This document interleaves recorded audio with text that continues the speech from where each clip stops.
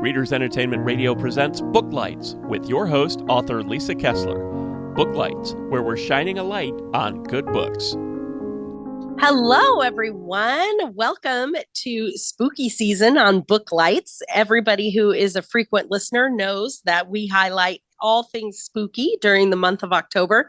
And we're so excited. You guys are in for such a treat because today we have Darkness Prevails and Carman Carrion on together to discuss. They actually have two spooky books that you guys should all go grab. Phantom Phenomenon and Freaky Folklore. So if you haven't read their books yet, you probably have listened to their podcast. So Darkness Prevails runs the Eeriecast, and I'll go ahead and read their bio so you can get to know them a little better. Darkness Prevails is a spooky storyteller extraordinaire hailing from the Ozarks of Arkansas. When he's not busy spinning yarns about things that go bump in the night on Eeriecast, the horror podcast network, or on his wildly successful YouTube channel, Darkness Prevails can often be found wandering through the misty woods searching for evidence of Bigfoot, or at least an excuse to use his night vision goggles. And right, who doesn't need that? Darkness Prevails is a force to be reckoned with the horror genre. And he's also the author of Freaky Folklore and Phantom Phenomenon. We're going to talk a little bit about both today. And Carman, I didn't know you were going to be here, so I don't have a bio on you, but you host one of the Eeriecast podcasts, don't you? I do too, actually. Oh, tell us. Can you tell us which ones? Freaky Folklore and Destination Terror. Oh, nice. So you were involved in writing Freaky Folklore too, right? Yes. We're so excited you're here. That's awesome. So thank you for having us on, Lisa. And hello, everyone. Darkness here. Yes, hello. If you've ever wondered what the darkness sounds like, now you know. There you go. Yeah.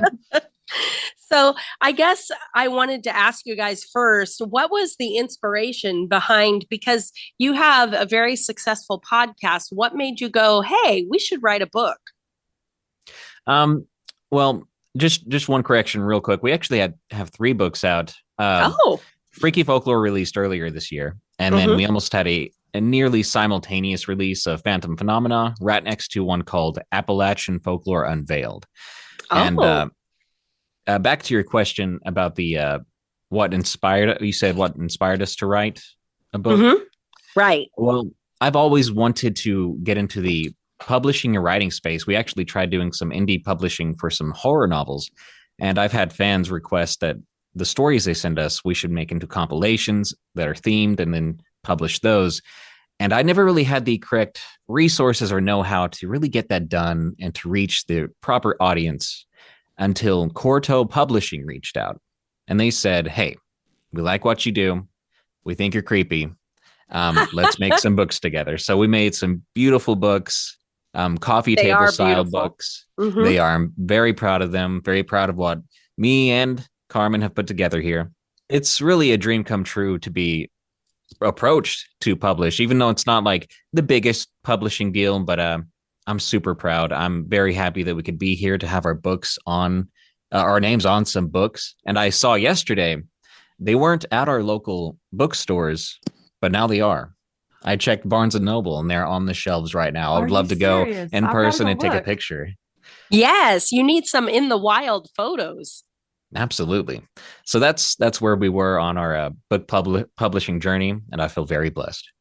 Yeah. And as far as like your podcast goes, I know that some of your podcasts, you actually accept submissions for people to write short stories, right? Absolutely. Yeah, that's the primary form of our content at this point for at least 3 of our shows. Okay.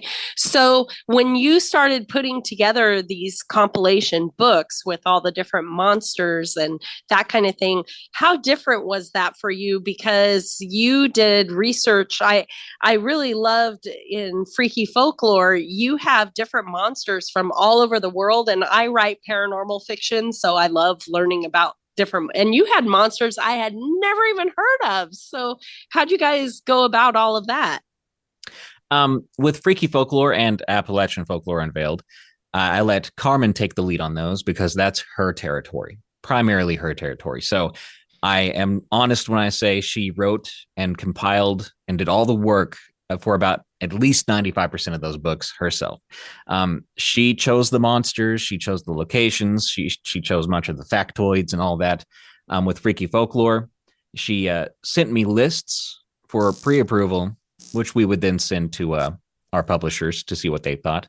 But Carmen, how did you choose those monsters? Well, it was kind of personal actually, because I wanted to make sure that each set of monsters for each location around the world would make those people proud to read. That's like, hey, that's from where that monster's from where I'm from. I heard about that when I was little. So I wanted to make sure we had a good collection. I wanted them to be creepy and fascinating. So I just did my best to pick what I thought someone would pick that was from each area. That's so cool. So you learned about some new monsters then too. Oh, absolutely. Some of them were very freaky. I was like, oh, this is so good. Yes. So the illustrations, for people who haven't picked up the book yet, but I know you're going to, the illustrations are really fantastic. How did you guys work that out? Or did the publisher handle that? I wish they had told us who did it, because I love those illustrations too. They're very, they're not too overboard, they're very family friendly in a way, and a creepy kids kind of way, where it reminds me of scary stories to tell in the dark, where it's not too much and it makes kids want to get into horror. But yeah, the publisher handled all the art for all the books.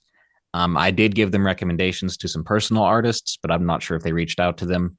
But I think they did a great job. Love the art in there. We get a lot of compliments on Freaky Folklore's illustrations. Yeah, and I felt like they were, for me, it felt like the illustrations were shadowy enough that you could take your own impression of that monster and see it. And, they weren't like articulated down to every detail. So I feel like everyone who reads the book will conjure the right monster, For sure. Imagination is like 90% of terror. And yes. My favorite stories I've ever received, a lot of them are more implied horror, right? You don't see the monster. You don't directly touch the ghost or anything like that. But those leave me with the most chills. Mm-hmm. Yeah, I always think back to the original Jaws, where everyone's talking about how terrifying it is because for so much of the movie, you don't see the monster. And that's, your brain is so much scarier than anything that they could put on the screen, Yeah, that ocean horror is its own thing for sure. And not seeing enough is a big part of it. Yes, definitely. Well, I want to ask Carmen, since you did a whole bunch of the research. I know when I research books, I always end up posting blogs where I'm like, book research adventures, I was in a blizzard and all of this weird stuff. But when you were researching, even if you didn't actually go to the places, sometimes you go down these research, rabbit holes, and you discover all kinds of things you never expected. Were there any research adventures for you when you were doing these books where you went, oh my gosh, or you found something totally different than what you thought you were looking for? Yeah, Carmen, where have you been exactly? Well, as far as research goes, wow, all around the world. But nothing comes to mind right now as far as something that blows my mind or shocked me. I mean, that seems to happen with everything I research, especially if it's something I've never heard of before. Right. Or you think you're looking for one thing and then you start researching and all of the surprises that come up, you're like, oh my gosh, this is much scarier. Oh, yes. And, I like to say that I have this thing called squirrels that distract me. Because I will be researching a monster and I'll find a new one, and before you know it, I'm chasing that squirrel and I've forgotten what I'm doing because there's so much more folklore from one area than just the one thing I'm researching. So those carnivorous predatory squirrels. Huh? Yes. Yeah, wasn't that in Up from Disney with the dog and he's like, squirrel? Yes, Yeah, yes, that's where. Yeah, I've got all kinds of squirrels in my head every day. I can totally relate, like plot bunnies, they're everywhere. Mhm. Uh, so, how different was it for you guys to actually go into producing a book versus producing a podcast? Because you write for both, but how different was it for you? For my Phantom Phenomena book, which is the one that I uh, put the most effort into of these three, um, it wasn't too different. My channel on YouTube and my podcasts, we do a lot of compilation episodes where I'll take previous stories I told and I'll put them together under a common theme. So you got stuff like Wendigo stories and camping stories for several hours worth of content. And for Phantom Phenomena, it was just that times several different categories. Um, so it wasn't too hard to do. And since I already had a bunch of stories in my back catalog labeled as my favorite, I keep track of all the scariest ones. If one gives me the creeps or gives me goosebumps, I always make sure to put a label next to it, like this one. Yes, this one right here. And so I just looked through that catalog, lined up the themes, and had my friend JRT McMahon help me edit. He did the field notes for it and made sure they were readable and enjoyable. So it really wasn't too different for me. But I'm not sure about Carmen's books. What do you think? Well, for me, it was different because when I write for the podcast, I've become very comfortable with my listeners, and I don't know, it just feels so natural now. And writing for the book, I felt so much more personal pressure because, well, with a book, you can't change anything later. Right. With a podcast or recording, you can come back later and say, "Hey guys, I'm sorry that sounded terrible," or "I got this wrong." But with a book, that just feels so permanent, and you want to get it right the first time. For sure. And Mm-hmm. also with a book too, it feels like because I write books, but I'm also do the Book Lights podcast. And when it's on a podcast, they can hear your voice. So you can get, points across in Yes. another way. And with the written word, it's hard to write down, this is sarcasm, or, or I put this in to lighten things up. Yes. The difference between a phone call and a text. Yes. Yeah. For sure. Are you super happy with the final product? I am, absolutely. All the books. Oh, I definitely was. I did a quick look at all three of them right before this, and I was just filled with joy. Every time I open those books, I'm just like, wow, this is so cool. It's very cool. They came out great. And that kind of makes me wonder what's next for you. Are you going to write more books? Did you have so much fun that you're like, let's do it? Or are these what you wanted to, work with the podcasts, or what's your plan for the future? Our plan on the book end is to, we have one more underway with Corto as we speak. Not sure if we can speak about that just yet. But, top secret, guys. It's top secret. Yeah, another one's coming. In the meantime, we are editing that, putting it together, trying to maximize its quality. And until it releases, I will be trying my best to find ways to get attention for our current books. Freaky Folklore is pretty popular. Appalachian Folklore Unveiled is doing well. The runt of the litter right now is Phantom Phenomena, but I think it's because it came at the tail end of 2 quick releases. And I'm drumming up some review copies to folks to try to get some honest reviews from people. And I do plan, if you don't mind me saying, I do plan on giving away 10 people a hardcover copy of Appalachian Folklore Unveiled and Phantom Phenomena, to folks who want a signed copy of each of those. And my only request is, if you do get that from us, leave an honest review on Amazon and Barnes & Noble to help us reach more people. But if you want to enter, I will just plug it real quick. Follow me at Dark Prevails on Twitter, or I guess it's X now, and send us a message that says, or send us a tweet that says #FolkloreFreak. And draw us a little quick sketch of your scariest or favorite monster in folklore. Oh, I love it. I love it. So everybody, I will put that also in the show notes so that people can enter that. So just go on Twitter/X and tweet to you with the hashtag. Can you tell them one more time? You can follow me and tweet at me at Dark Prevails, and the hashtag is Folklore Freak. Draw us a little sketch of your favorite folklore monster, and we won't be judging quality. It's just going to be random. We want to see what you come up with, though. So everybody, you get your little stick people out and go for it. Absolutely. I can't wait to see it. Well, I have to ask because there in Phantom Phenomenon and in Freaky Folklore, there are so many monsters. And I want to ask each of you, is there one that resonates more with you than another? I mean, which is your favorite monster? Okay, if you want me to pick just one, my favorite is Baba Yaga. Ah, nice pick. Okay, I like it. I mean, Do you want to tell everybody why? Well, she's a shapeshifter Mhm. and she's magic. So she's tricky. But what gets cooler than a witch who has a house with chicken's feet? Yes, that was what I was going to say. She has a really cool house. She does. I love that.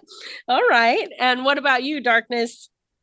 I do like Carmen's choice of Baba Yaga. It's just got the maximum weirdness factor.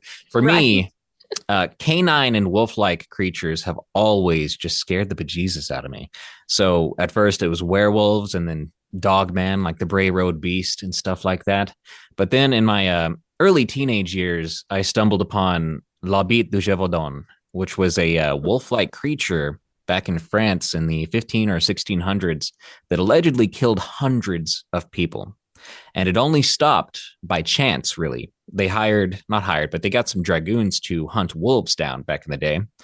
And they killed some wolves and the killing stopped, but none of the wolves they killed matched the descriptions of the beast itself. So it's more like it decided to go its own way. And what scared me as a teenager was that this was a real historical account. They have a statue and documents of it in France, and there's nothing stopping it from happening again. So it's like, what the heck was that? And can I go outside today? I don't know. Yeah, I hope he didn't cross the Atlantic. Yeah, I hope he can't swim. Right? That makes me think of that. The Quiet Place just had their day one, which was like, I guess, the prequel of the monsters arriving, and they can't swim. And I thought, oh, that's, because I think what makes a really good monster story or movie or whatever is they have to have some weak spot. There has to be an Achilles heel of some kind. And yes, those creatures in that world can't see, but they can hear so well. And, and they're super strong and fast, but they can't swim. And I think that's, I agree with you. When I watch a scary movie about ghosts or monsters and the creature, the antagonist itself doesn't follow a set rules, like a set path of rules or whatever, it doesn't hook me as much. I remember watching, was it The Nun? Mm-hmm. The first spin-off movie featuring the nun as the main antagonist for the Conjuring universe. It kind of irritated me because she just seemed all powerful. Right. And I was like, how are you supposed to fight this in a believable way? So I totally agree with you. Yeah, there needs to be something, salt or, whatever. There has to be something, because otherwise, as for me anyway, as a reader, as a watcher, if it's a movie or whatever, is if it's all powerful, then you've already lost. Exactly. There needs to be one thing where you're like, maybe she'll, get the sunlight in there. I love the very first Fright Night movie. And I think I can spoil it because it came out in the 80s. So, and if you haven't watched it, you have to watch it. Best monster makeup. But in that very first Fright Night, the vampires had the traditional can't be in the daylight kind of thing, and the big final battle, they're in the basement and they're losing, and the kid picks up a rock and throws it through the window and the sunlight comes in. And it was like, because you had no idea if it was day or night by the time they were fighting in there. So anyway, it felt really good as a watcher to go, oh my gosh, they got him, Yeah, Fright Night, the original Fright Night is such a classic film. Yeah. If you haven't seen that and you're a horror fan, get on it. For sure. Mm-hmm. Yeah. Horror movies need some hope so that there's struggle. Yeah, exactly. Yes. Yeah. Yes, Because there's nothing to struggle for if there isn't a way. There has to be at exactly. least one way. um that kind of dovetails right into because it's spooky season. I'm asking everyone favorite Halloween movie recs, for people to put on their TBR for spooky day. This is a big debate among holiday enjoyers. With Halloween, the movie simply just has to be a horror film, and it's considered a Halloween movie. So for me, I'm going to be watching John Carpenter's The Thing for the 1,000th time because I worship that movie. Freaking love it.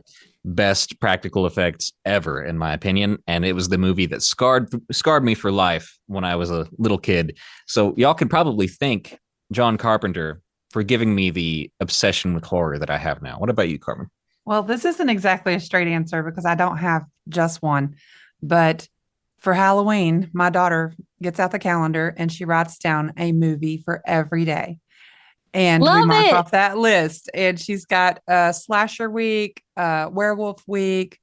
I can't remember what the other ones were. But I don't know. For me, every season, I got my big start when I was a kid from Silver Bullet. So I have to have at least half a dozen werewolf movies. Mm-hmm. What do you think is I do a Halloween movie countdown every year and I swap out because there's only 31 days. So I'm constantly swapping them out. But what do you think for favorite werewolf movie? Oh, yeah. Favorite werewolf movie. That's a tough one. Right? There's so many good ones. Yeah, there's so many good ones. Mine is two. Like I said, Silver Bullet and American Werewolf in London. I like the oldies. Great one. American Werewolf in London. My favorite part is that it puts enough humor in it that even though it's terrifying, there's enough humor in there for you to lighten back up. I mean, every time he goes in the movie theater and his friend is more decomposed, it's fantastic. It is. Every time I watch a werewolf movie, even as an adult, it like reinstates my fear of the dark, and I have trouble sleeping that night, especially the more effective werewolf films. Call me baby if you want, but they just scare me so bad. My favorite werewolf films, they're going to be a tie, like a 3-4-way tie, but Ginger Snaps is so good. The werewolf in that is disgustingly creepy. I really love Dog Soldiers werewolves, even though they got like big long ballerina feet and legs. They're very, very terrifying to behold. American Werewolf in London probably has the best werewolf design of all time. Mm-hmm. What else is there? Guillermo del Toro, the Wolfman that they did with Anthony Hopkins. For me, the special effects of him shifting into a wolf, fantastic. Oh yeah, it's horrific. I love that. Just watching him shift, I love that the transformation sequence of every horror, like a werewolf film, is a big thing for all us fans. I'm always looking forward to what they do with that with these new werewolf films. I am looking forward to Werewolves. Have you seen the trailer to that? It's coming out, I think, November or December. But it's basically The Purge with werewolves. Okay. Yeah. So keep that on your radar. Yeah. Yeah. I didn't even know that was coming. Why wouldn't they get it out by Halloween? Okay. That's what I'm saying. Right? There's an Amazon movie that they didn't get out in time for Halloween. I think I watched it in January, but it made my list this year, and it's called Totally Killer. Have you guys seen it? No, I haven't even heard of it. Oh, you got to find it. It's on Amazon Prime, and I think it's a Prime movie that they made.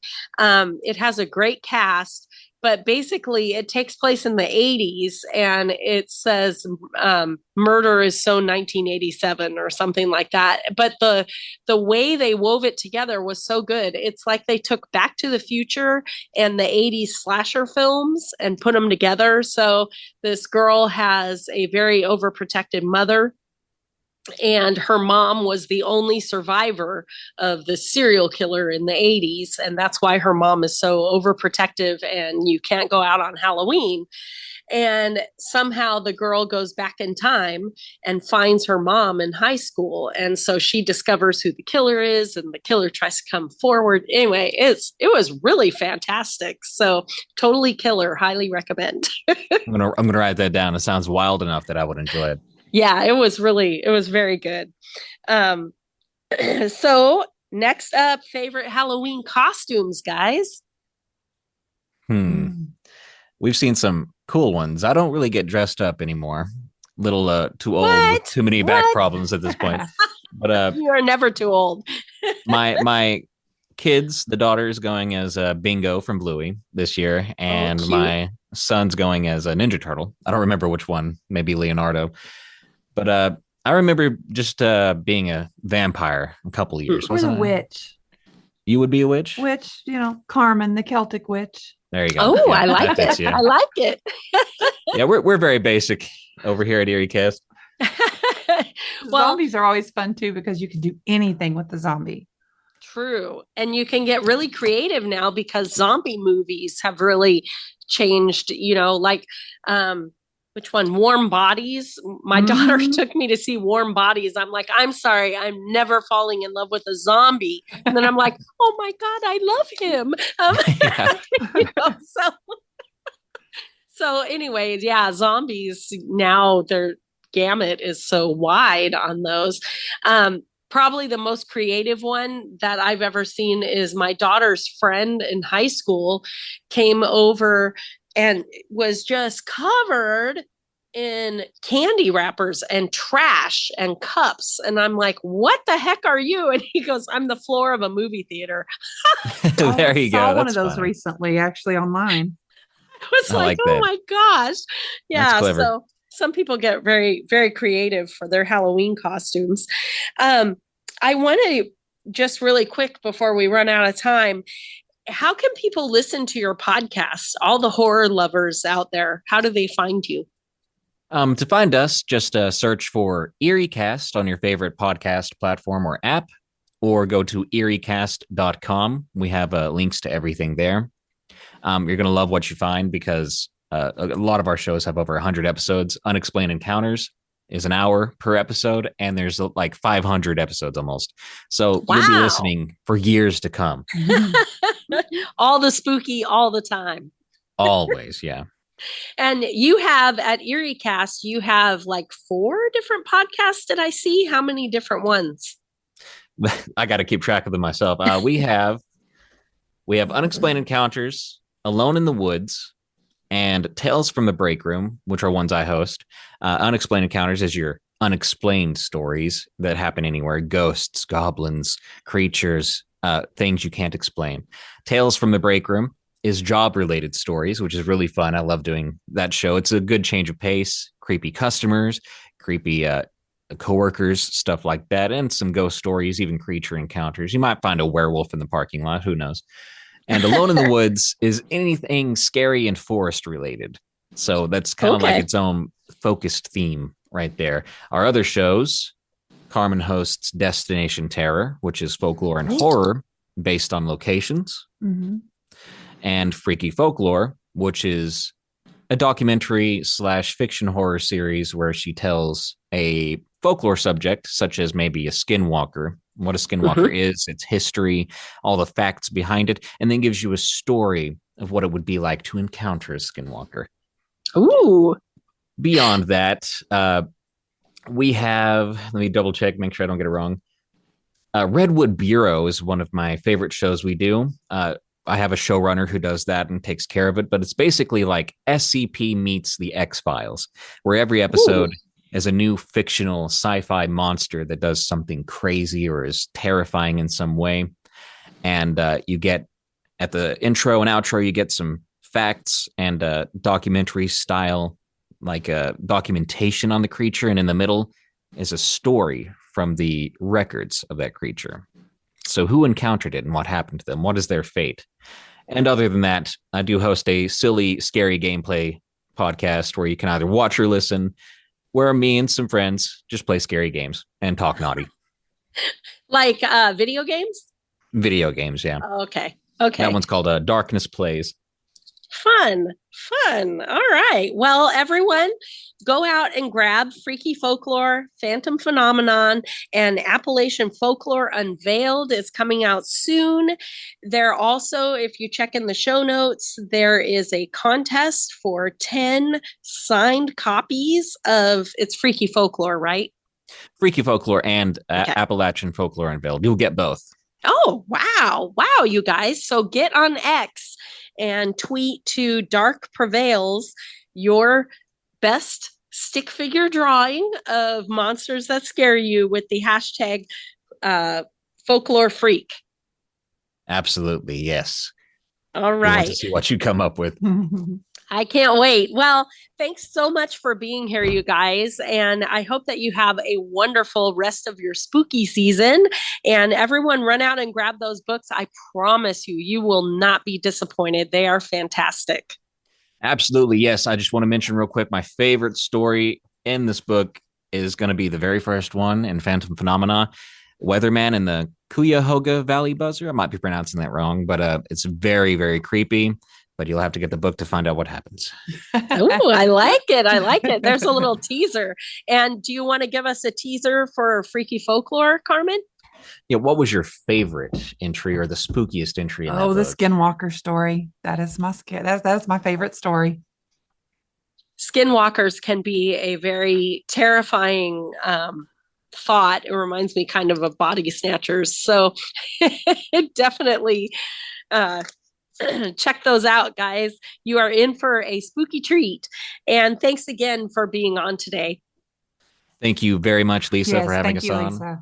And we appreciate everyone listening for giving us a chance to come on and tell you about what we do. Yes. Thanks for joining us on Booklights. Be sure to connect with us at www.readersentertainment.com for articles, blogs, videos, and podcasts that matter to readers.